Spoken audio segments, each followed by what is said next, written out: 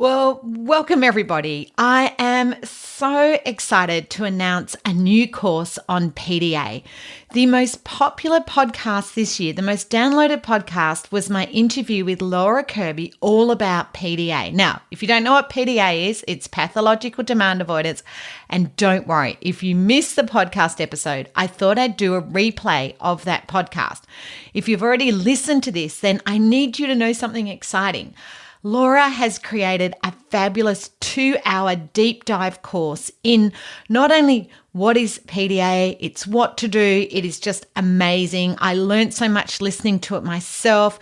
She just uses, as you will find out when you listen to this podcast, so many analogies and so many stories and experiences, and very much like myself, like a pracademic, which I call a practical academic. She really combines her knowledge, her practical skills, working both with families and young people to help us know what to do. So I am so excited. It's a new 2-hour course. Now, if you are listening to this when it goes live, I have a super cyber special it'll be the first time, only time I ever offer it at this super duper price, because I am so passionate that the more people that listen to this, the more kids we can help. So I'm like, right, I'm just going to make it a once off, $49, which is super cheap. If you check how much her other courses are, they are like £80, £100, £150. But my passion is to get this out to you. So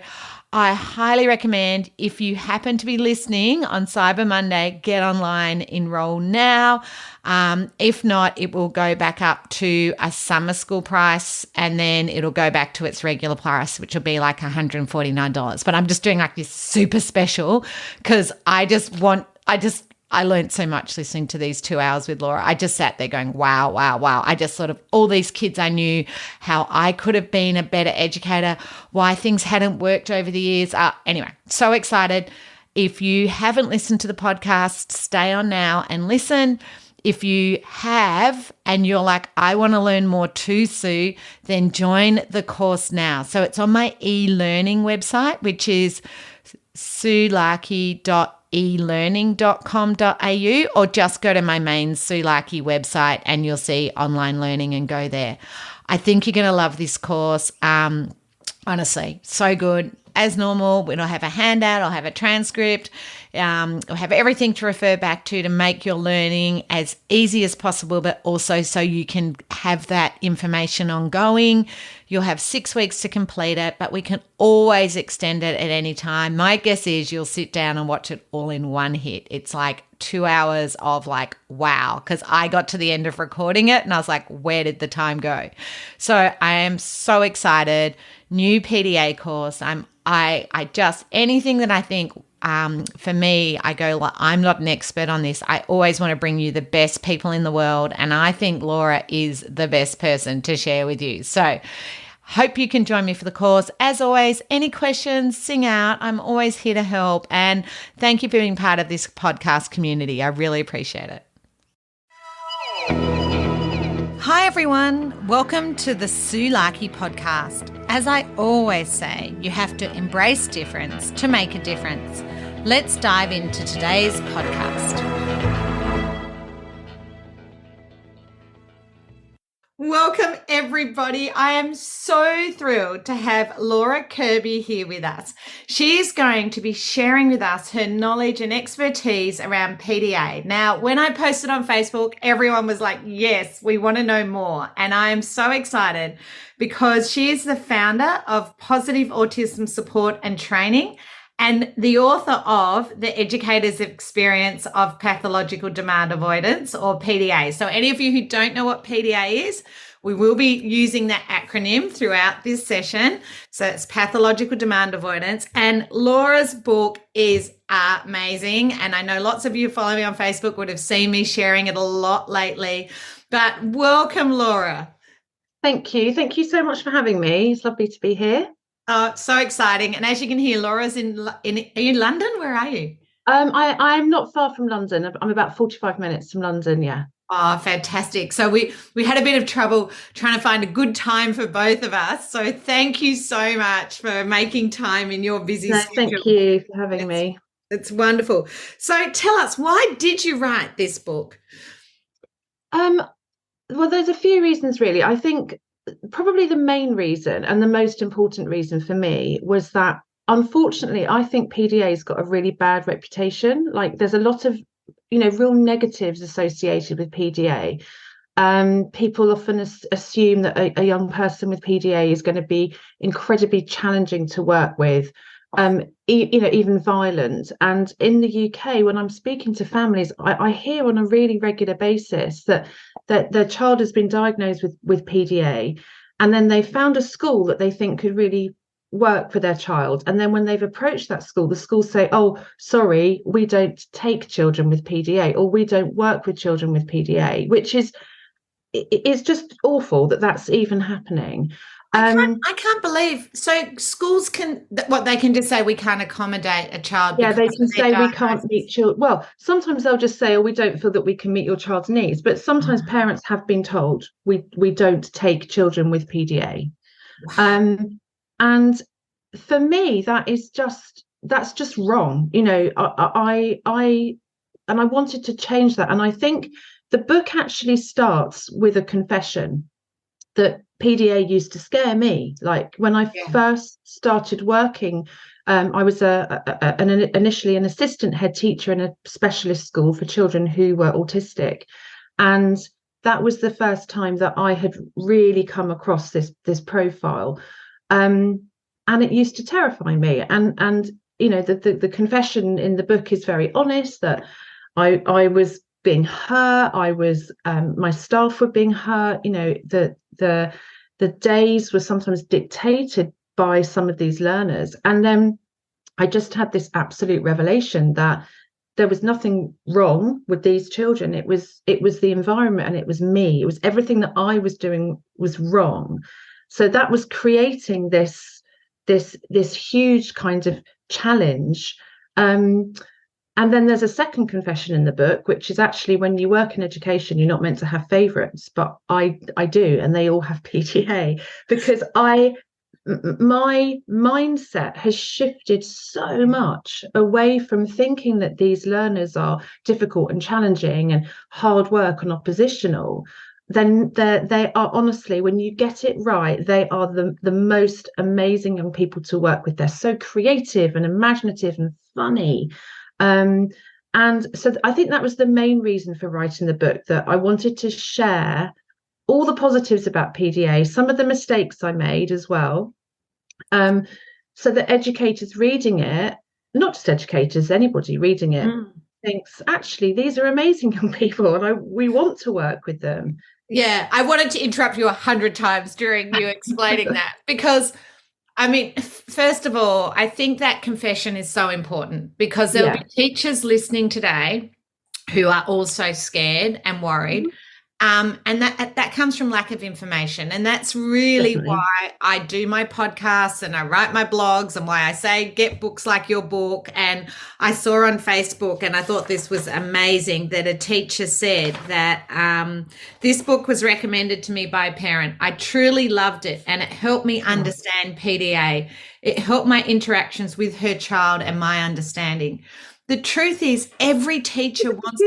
Me Goosebumps. too. I was getting teary when you were, but Ah, every teacher wants to help a child, and knowing, mm, like, the parent found the book and gave it to the teacher. And I often say yeah, that. Like, I had an email today from a teacher saying, we haven't got a budget to buy that behavior solutions book. And I go, it's a $30 book. How can schools not support teachers and get, no, and people haven't got the money, but we should be providing the books because then people can go back to it. And what I find, the book gives them confidence. And what I'm mm, hearing for you, which is why I started in autism too, I was struggling. I didn't know what I was doing. And when you get the right strategies, you get the confidence. And our yeah, children know that. These children know that how you're feeling. So exactly. And especially children with PDA. 100%. Children with PDA are so hypersensitive. to your emotions. So if you're walking into a learning environment as a teacher or a learning support assistant, and you are feeling a bit anxious and stressed, they will 100% pick up on that. But because they're autistic, they may not be able to think, oh, they might be feeling anxious and stressed because something's happened in the staff room, or, you know, they're tired or whatever. They'll think, whoa, what have I done wrong? Correct. And then that instantly will increase their anxiety. 100%. So I think I get two reactions from my PDA students. One is, what have I done wrong? And the other is, that teacher hates me. Yes. So it doesn't matter how much work you've done building rapport. If you are feeling anxious or angry and they're picking up on that emotion, they're going to assume you don't like them. And that's exactly. I don't know, that's just my experience. And that's where sometimes I have to get the sensory tool and calm myself. Exactly. And I do actually talk about this in the book. So there's and actually I regularly share images from the book on my page, just to sort of, for people who haven't read it, just to sort of give them a little bit of insight. And there's an image of me in the book saying, shall we go outside? But the child is not hearing it in that tone. The child is perceiving that as, shall we go outside? And so that's really important. But I think the other thing is that, you can be really honest about your feelings. If you've had and again, this is mentioned in the book, that I went to see a child once with PDA when I'd had a very, very difficult morning, and I was feeling very stressed and anxious. And he picked up on that straight away. And he said, Laura, is everything okay? And I said, no, not really. My son's not very well and I'm going to have to take him to hospital. And he was like, oh, okay, Laura, I really hope he's okay. And he was so lovely about it. Now, some people might say, well, why are you sharing that kind of personal information with one of your students? But if I hadn't said anything, if I'd sat there saying, no, I'm fine, he would have known that I was lying. He would have started to think, what is Laura doing? Sorry, what have I done to upset Laura? Mm-hmm. And the most important theme that runs through the book is this theme of sort of connection and trust that you have to have with someone with PDA. And that could have broken that trust. I think the other thing, though, that's really, really important is that when we experience these emotions like anxiety or anger, which are normal human emotions, and I think a lot of children are taught that they shouldn't have these emotions and that they should be suppressed or avoided. Actually, when you can say to not just a child with PDA, but to anyone, I've not had a very good morning, I'm feeling a bit stressed, I'm going to take 2 minutes outside and just take some deep breaths so that I feel ready to teach you. You're actually role modeling such a good sort of process there, aren't you? Rather than like suppress these emotions, you shouldn't be feeling them. Absolutely. And I talk a lot about, we need to talk our emotions out loud, but also Definitely. Our internal sensory, like, the toilet, drink, food. A lot of my children confuse their feelings with their internal sensations. So there's nothing wrong with coming back from yard duty going, I didn't go to the toilet, I'm busting to go. You need to talk. That's okay. I can go now. So can you guys just read a book? I've just got to rush to the toilet. Or actually talking through those things. Or, I got caught in a traffic jam on the way to school this morning. And the other thing I find with my PDA kids is talking about the complexity of friendships. So saying, I was catching up with a girlfriend on the weekend and she cancelled on me at the last minute. And I was really hurt by that. But actually something had come up for her, and it wasn't that she didn't want to catch up, but she just texted me rudely and said, sorry, I need to cancel. But I found out later that, and actually I find talking through my friendships and family relationships. And as you say, a lot of people would say you shouldn't do that, but I would say you should do it, because when children hear that, it normalizes it for them in many ways. And then they'll share with me their worries. And I think if you don't share your worries, how can you expect a child to share? Exactly. And not only does it normalize it, but another thing that's so important to understand about PDA is that PDAs don't really see hierarchy and authority. They seek sort of very equal, reciprocal relationships. So when you're having those conversations, you're putting yourself on an equal level, aren't you? Like, Yeah. and I think, I remember when I was younger and I went to school, I thought my teachers lived at school. Like, I literally thought that they were like these kind of higher beings that lived in school, didn't have relationships, didn't have any problems. They were just like the elite people, which we know is not true Laura, at all. you sound like when you bump into, a lot of teachers are related to this, when you bump into one of your students, particularly in Australia, like our 5 or 6 year olds in our kindies or preppies receptions, you bump into them in the supermarket and their eyes really pop out of their head like, what is she doing in a supermarket? Exactly. Like, no, yeah. So I think, again, all of this is just, it's this connection, this trust. One of my favorite quotes in the book is, the antidote to anxiety is trust. And I think all of this is just building trust, building relationships. One of the best compliments I've ever been paid was by a young person that I've actually just finished working with him, which I'm really sad about, but it was for 4 years. And it took us about a year, really, for him to really trust me. And after a little bit of time, he said to his dad, Laura is my favorite person in the whole world. And honestly, I was like, that is the best compliment that this boy could ever have paid me. He once told me I was a turnip as well, which apparently is also a massive compliment. I got to his house. I would have taken a turnip as not a compliment, so I'm glad we've clarified that.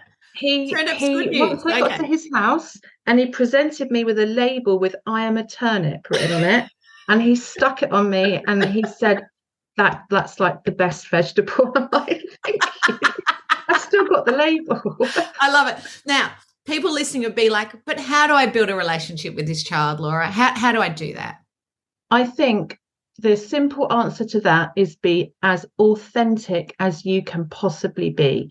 PDAs have I hope I can swear, the best bullshit radar that of any humans. They will see through anything that is inauthentic, fake, forced. So just be 100% authentic all the time. And also, like I say, remember that they do perceive themselves as their equal. So you have to present yourself as their equal as well.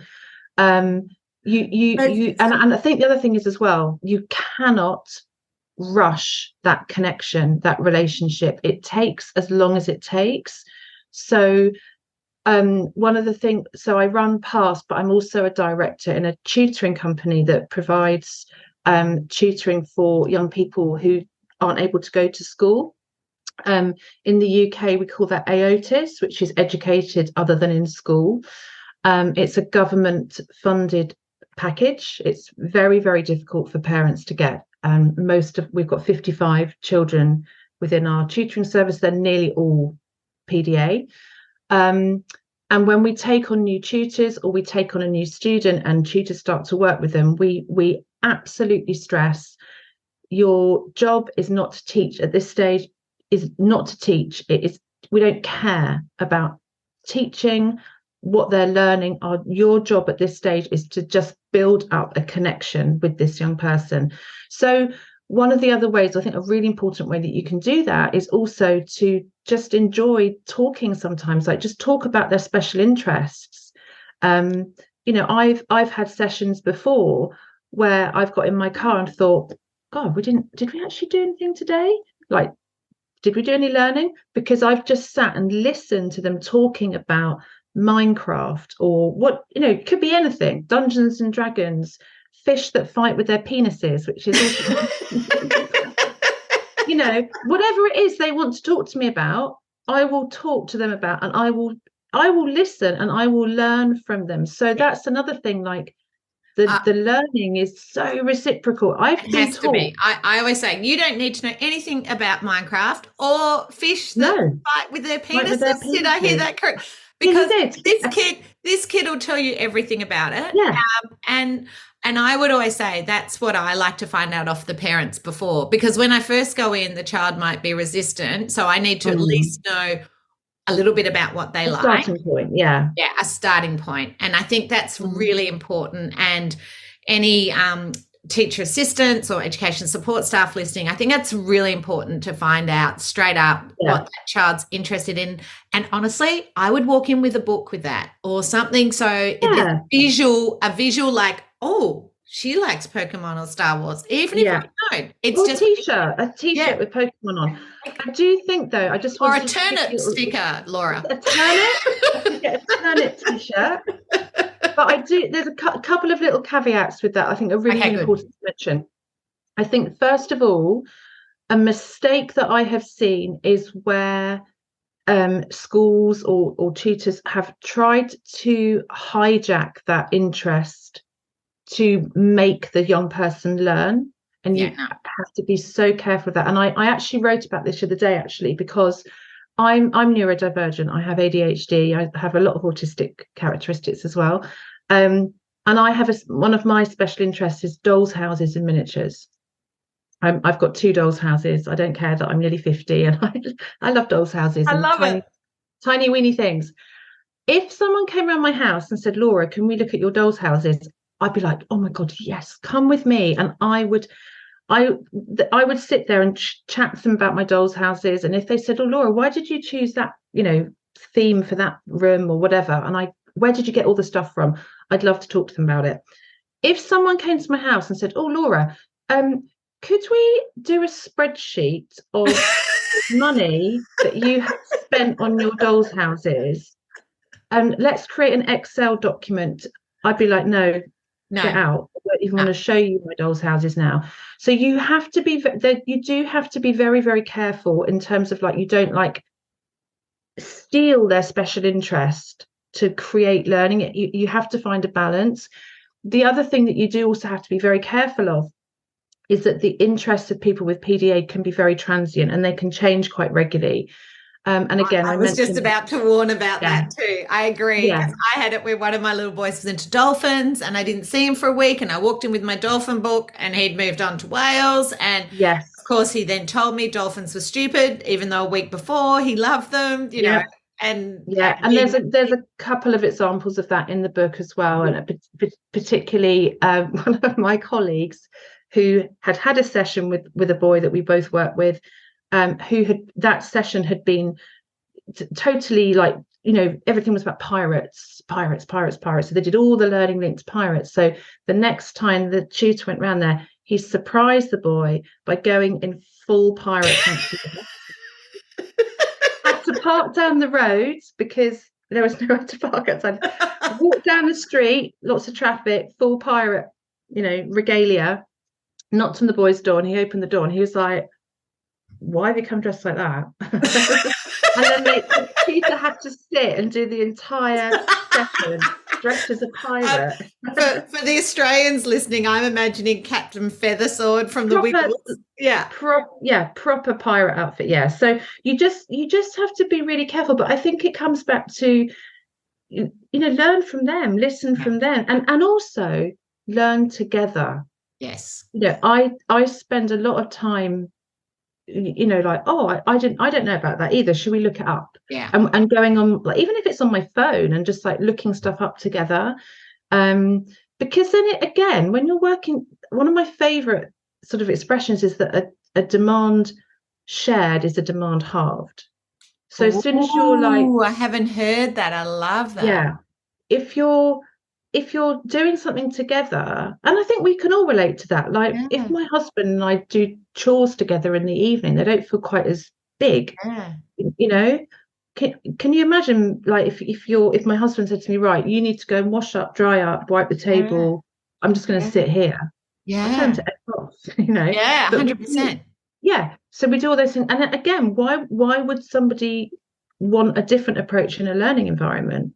If you're doing stuff together, you're learning together, it's reciprocal, it's shared. And also, when you are working things out together and you kind of get to the end of that learning journey together, it's high five, this is amazing, look what we've created together. So it's just, I love for that. Me, it's just such a lovely way to work. I agree. And that it's funny because I'm just thinking where I have some students where I'm like, well, you write a sentence, I'll write a sentence. I'm just thinking, I think I do a lot of that naturally. And Naturally, sometimes that's yeah. my challenge because I've worked with so many different children. I tend to do things, and it's not till I'm talking to people on the podcast, I'm going, oh, that explains why when I sit with the kids and we do it like this. Or, but even for some of my PDAs who like to work with a friend, that makes sense that then takes Yeah, the stress out of it. exactly. And then, I've seen this in I do a lot of school observations. I go into a lot of schools and observe and do feedback sessions. And sometimes like the child I'm observing with PD will turn to their friend to work with them. And the teacher's like, work on your own, please. Like, No. why? Yeah. Surely all the best ideas ever in the world have had some sort of collaboration and Yeah. group work. Like, why? 100%. I'm Yeah. thinking one of my little PDAs, was only 6, but he had a big shutdown because he didn't get the partner he wanted. And, Mm, I think he co-regulated with that little boy, his yeah, friend. And I think we can't underestimate for some of our children that special friendship is very important. absolutely. And And and often too, as people worry, are they going to burn the friendship out? Well, we've all burnt friendships out. Like, why are we worrying ahead of time? Like, people get ahead exactly. of things. I think sometimes we Yeah, get too far ahead instead of being in the moment. Like, I this agree. is working now. Let's just work on it now. Let's, like, my experience of PDA and ODD, and we'll come to that in a minute, but Yes. is you can have good and bad days, and Oh, and the absolutely. fluctuations, but when you have a good day, just enjoy it. Don't worry about tomorrow I yet. exactly. I think you have to take every day as it comes. You absolutely have to pick your battles. And something else which is so important is, you might have a really, really bad day. That young person absolutely needs a fresh start the next Yes. day. I get so upset and angry when I hear that a child, again, not just children with PDA, like, something's happened at school, there's a sanction, and then they've got to wait to the next day, or even like a few days to get their punishment. I'm like, how does that work? Like, can you imagine going to work No. and being told, oh, you did something wrong today, so when you come in next Tuesday, there's going to be a sanction? Yeah. It's a lot of it is just really common sense, and I think a lot of it for teachers is unlearning actually a lot of the stuff that you've been taught, and that was very much the case for me. Like, I'd done so much autism training. I know I did a postgrad in autism, and for me working with PDAs was very much about forgetting all of that, like forgetting all the kind of like visual timetables, the now next boards, the structure, the routine, and I know there's a question on that. Yes. And not forgetting it completely, but just thinking, just almost like parking it and thinking, right, this young person So needs something what very that's why we different. both were thinking of that question on Facebook at the Yeah, same time. I feel like we've known each other forever. Like, we I can, know. because we're talking from the singing from the same songbook. Is that what Same, they yeah, say? definitely. Yeah. Yeah. So what do we do instead of our now, next, later, and our visuals? Okay, so I think I actually wrote, and I do use a lot of analogies, like in the book when I'm training. And I actually got asked about this exactly a week ago. I was doing some training, and I was explaining that somebody who is PDA is still autistic. Okay, so there does need to be some kind of structure in terms of like some predictability about what's going to happen, because if there isn't that in itself can cause anxiety. But within that structure, there needs to be a lot of autonomy. And that word autonomy is so important for people with PDA. So the analogy I came up with in the training, and it just sort of came to me, was when I go on holiday, I need to know where I'm going, where I'm staying, the dates, the flights, how long I'm there for. Those things are all really, really important. So that's my structure and my routine. But when I'm on holiday, I like to have a lot of autonomy. And what I wrote about is, can you imagine going on holiday and someone banging on your door every morning saying, "Right, you're getting up at 6 this morning, you're going to this beach, you need to wear this bikini, you need to go to this restaurant at lunchtime and you need to eat this food. And then this evening you need to go to this restaurant and you need to be in bed by this time. Yeah. Like that wouldn't be a holiday. That is such a good analogy. I love it. So within the learning environment for someone with PDA, you still need to offer them, there does seem to still be some structure and routine. And also within a school environment, you know, a child can't say, right, I'm going to take my lunch now at 9 o'clock in the morning. But within that, you can still offer them a lot of autonomy. Would you like to start with this piece of work or this piece of work? Would you like to work on your own, or would you like some support? Even do you want to write, or shall I write? Yes. So within the structure that is needed, you still need to offer a lot of autonomy. Yeah. And for people listening, I call them real choices. They've probably heard me talk about that a lot. It's not like they're going to do their work, but do you want to start with question 1 or question 2? Do you want to start with your maths or your writing? Do you want to start with but they're real choices. Don't just make it very broad, because then the child will choose something that you didn't mean. And I think that's where we have to remember, you can't get the child to understand what's inferred. You still need to give them some clear choices. So I always give the example in the Ultimate Guide. Anna Tulliman's a mum and I wrote a book together, and she would say to Daniel, do you want to do your homework at 4 o'clock or 5 o'clock? So he was going to do his homework, but there was choices around it. And I don't know if that's if I'm explaining well, but it's like you're saying, well, you're going to go on holiday, but you can choose what you do when you get there. So exactly, yeah. We're going to do our homework, but you can choose when you do it and where you do it. Like she would go, would you want to do it at the kitchen table or at your desk? You know, and just offering those skills, because a lot of teachers will say to me, well, I don't have time. Well, I would say that giving those quick choices takes no time at all. I don't think it takes any time. No.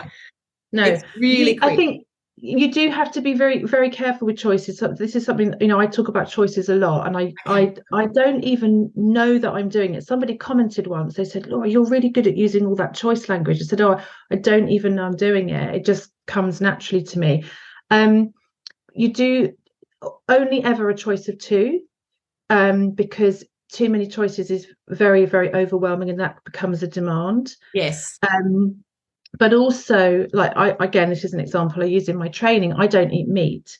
If someone says to me, Laura, do you want a ham sandwich or a chicken sandwich? I'm not going to eat either of those things because they're presented to me as a choice. So, you know, if someone says, Laura, I've got some cheese, or would you just like some bread and butter? Do you know what I mean? You've got 100% and 100%, because like some children I wouldn't even be doing homework, but with Anna and Daniel, that was so was within. And like, but even cleaning up after dinner, Anna would go, are you going to stack the dishwasher or put the rubbish out? Like not help pack away after dinner, because that's a demand, right?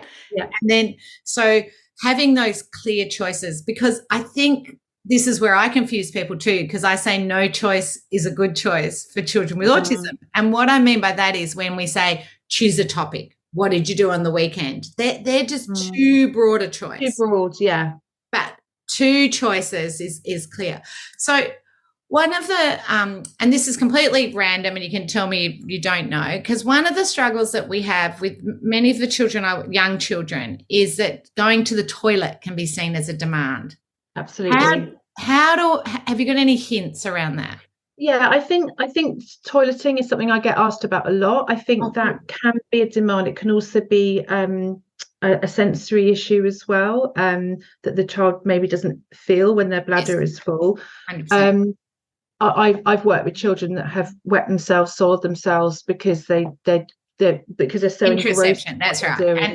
And my listeners would have heard me talk about that so much. So I normally make it a toilet routine, not so I take children regularly, but then some of my families will say a timer is going to set their child off. So exactly, because the timer feels like pressure. I think this is where you could offer some choice, but this is where the natural consequences come in as well. So I went to the toilet before I came and did this podcast, okay, even though I didn't really need to go, because the natural consequence would have been, if I didn't go to the toilet before the podcast, I would have had to have stopped the podcast and excused myself to go to the toilet, and then that would have made the podcast less good quality. So it's talking around like that. So it's saying things like, oh, As a parent, you could say, I'm going to go to the toilet before we get in the car to travel to Granny's house, because I don't want to have to stop the car on the way, because I don't know if there's a nice clean service station or something like that. Or as a member of staff in a school, I'm going to go to the toilet before I go out to break time, because I don't want to waste my break time going to the toilet. So again, it's about talking about what you would do and then the natural consequences, and then they might just pick up on that. Yeah, 100%. So It's funny. It's exactly what I told a parent today of a PDA 6-year-old. I said exactly that. I said, what I'd be doing is, it's time to go to school. I'm going to go to the toilet before we go. Do you want to, come with me? Because then we don't want to have to go to the toilet when we get to school because you find them smelly, like just sort of context. But also you're talking through the problem solving. And I think sometimes talking that problem solving out loud, like, we don't know where there's a toilet on the way, or, talking that through can be really, really powerful, because so many of our children don't get that feeling to go to exactly. And then you can also, again, for younger children, you can make it into like a game, like who can do the longest wee, like, who can get to the bathroom first, who I bet you can't hop to the bathroom like on one leg or something like that. I bet you can't do a wee standing on one leg or whatever it is. So again, and I think with all these kind of like approaches and strategies, it's also really important to mix it up, because PDAs are so smart. They will clock on when you are using a strategy, and they're like, I know what you're doing here. One of my favorite sayings, and it is so funny because we're just really talking from the same thing. So I apologize to my listeners who have listened to a lot of episodes, because I've heard Sue say this before, but Laura and I have never met, so she doesn't know all of these things. So one of my favorite things is strategies wear out, but they wear out twice as fast for ODD and PDA. So so they wear out, but they're going to wear out quicker. So can you explain the difference between PDA and ODD for people? Yes. So ODD, oppositional defiant disorder, is not an autism spectrum condition. That is one of the biggest differences. So a young person with ODD is unlikely to have the same kind of social communication differences. They may not have any sensory needs.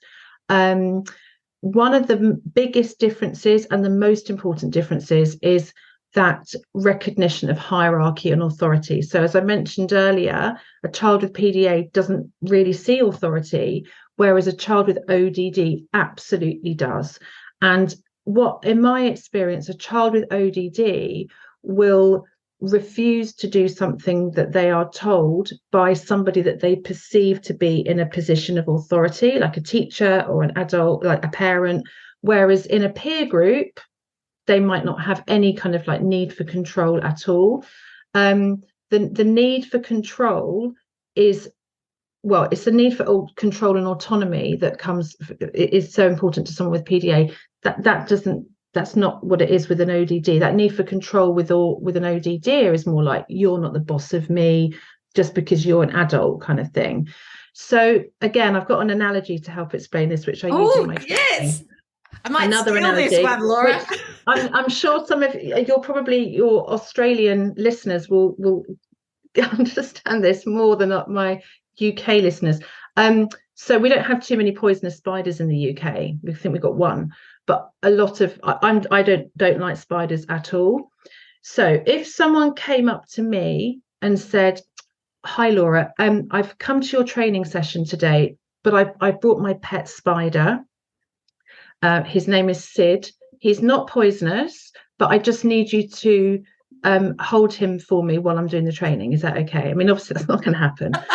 There is no way that I could do that.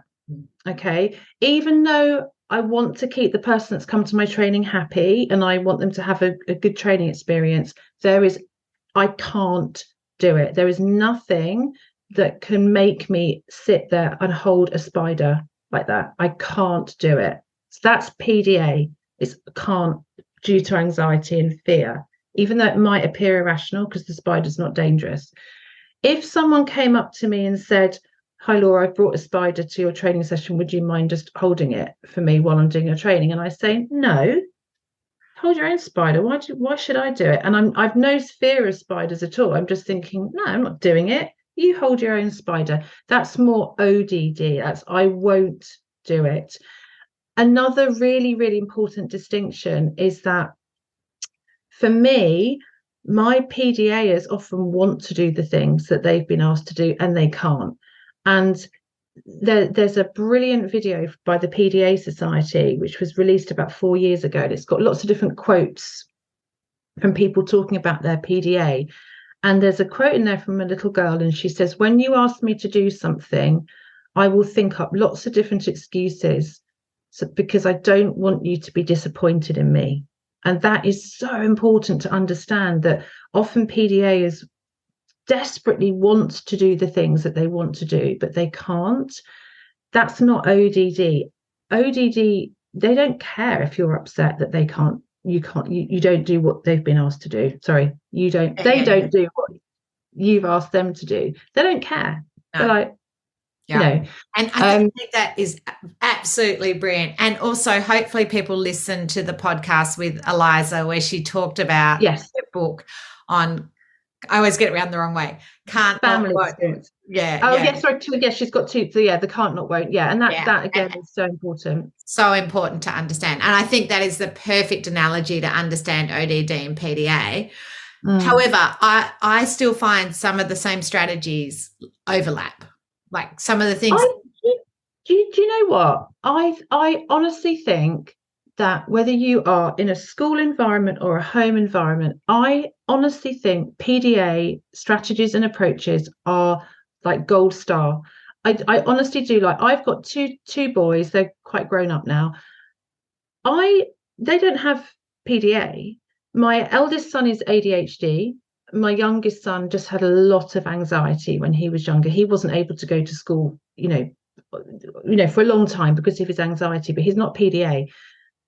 PDA approaches work with children, like, because they're so respectful. Like, if I went in my son's bedroom and said, right, bedtime, it's time for you to go to bed now, I'm going to get like kickback. I don't do that. I would go in my son's bedroom and say, hey, Finn, it's getting late. Do you think it'd be a good idea to go to bed in 10 minutes, or do you want me to come back in 20 minutes and turn the light out? He's always going to say, 20 minutes, please, Mum. Yeah. But again, giving him that choice and that autonomy and treating him as an equal always had a better outcome. So I think, for me, like, we can learn so much from the way that people with PDA need to be supported. 100%. It's just a nice way to work with someone. Exactly. And honestly, that's why I'd encourage all schools to get your book, because I think there'll be a lot of students who these strategies will work with, who they've tried lots of other things that haven't worked. Because when I look through your book, I'm like, okay, yeah, I do that, and I like, the weaving the interests in, not like forcing it to be like you said, the spreadsheet, and, using humor, so important with our kids. Like, there's so many wonderful things in the book. But what I would really like to say with people with hopefully this podcast, and if people get the book, I think it's going to give educators the confidence that they can do it. And I think a lot of the time we're so exhausted and we start to second guess ourselves and we think, I can't do this. But the truth is we can. And I think just having, and I'm hoping this podcast today will make people feel like they've sat there nodding, going, oh yeah, I do that one, or I can give that one a go.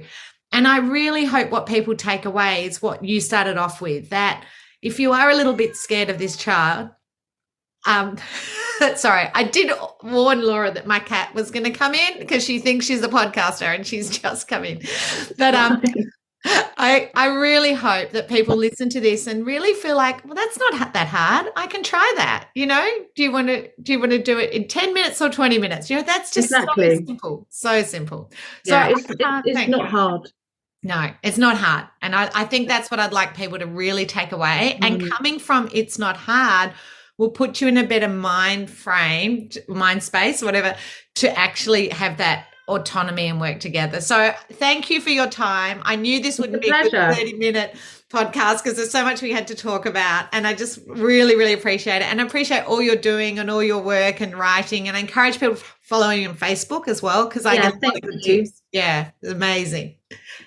Thank you. Pleasure. I hope you've got some great tips and strategies to make a difference. Remember, strategies wear out and not every strategy works for everybody. If you're ready to dive in deeper to more strategies and ideas to make a difference, I'd highly recommend you consider Dr. Tony Attwood or my online courses. For more information, visit my website www.sulaki.com.au.